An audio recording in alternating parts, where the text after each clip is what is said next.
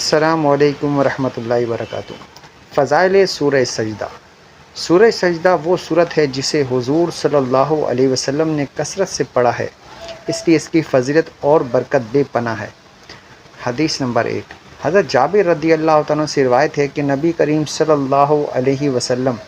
اکثر سورہ سجدہ اور سورہ ملک پڑھتے اور اس کے بعد آرام فرمایا کرتے تھے، یعنی سو جاتے تھے۔ حدیث نمبر 2، حضرت ابن عمر رضی اللہ تعالیٰ عنہ سے روایت ہے کہ رسول اللہ صلی اللہ علیہ وسلم نے فرمایا ہے کہ جس نے عشاء و مغرب کے درمیان سورہ سجدہ پڑھی تو گویا اس نے لیلۃ القدر کا قیام کیا۔ حدیث نمبر 3، حضرت عائشہ رضی اللہ عنہ سے روایت ہے کہ رسول اللہ صلی اللہ علیہ وسلم نے فرمایا کہ جو کسی رات میں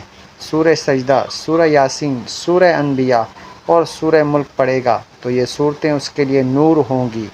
اور شیطان سے بچاؤ کا سامان پیدا کریں گی، اور ان صورتوں کے پڑھنے والے کے درجات قیامت تک بلند ہوتے رہیں گے۔ ابن مردویہ۔ حدیث 4، حضرت ابو ہریرہ رضی اللہ عنہ سے روایت ہے کہ حضور صلی اللہ علیہ وسلم جمعے کے دن نماز فجر میں سورہ سجدہ کی تلاوت کیا کرتے تھے۔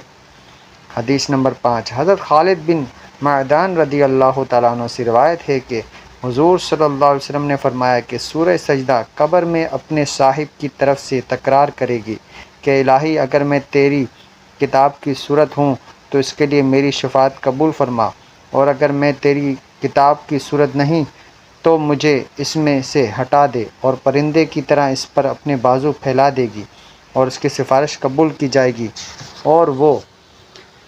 عذاب قبر سے محفوظ رہے گا۔ اس لیے حضرت خالد بن معدان رضی اللہ تعالیٰ عنہ سورت اور سجدہ اور سورۃ ملک کو پڑھے بغیر نہ سوتے تھے۔ حدیث نمبر 6، حضرت مسیب بن رافع رضی اللہ عنہ سے روایت ہے کہ نبی کریم صلی اللہ علیہ وسلم نے فرمایا کہ قیامت کے دن سورہ سجدہ اس طرح آئے گی کہ اس کے دو بازو ہوں گے، اور وہ اپنی تلاوت کرنے والے اور اس کے مطابق عمل کرنے والے پر سایہ فگن ہوگی، اور کہے گی اس کے خلاف کوئی کارروائی نہیں، اس کے خلاف کوئی چارہ جوئی نہیں، اس کو مت پکڑو اور اسے چھوڑ دو۔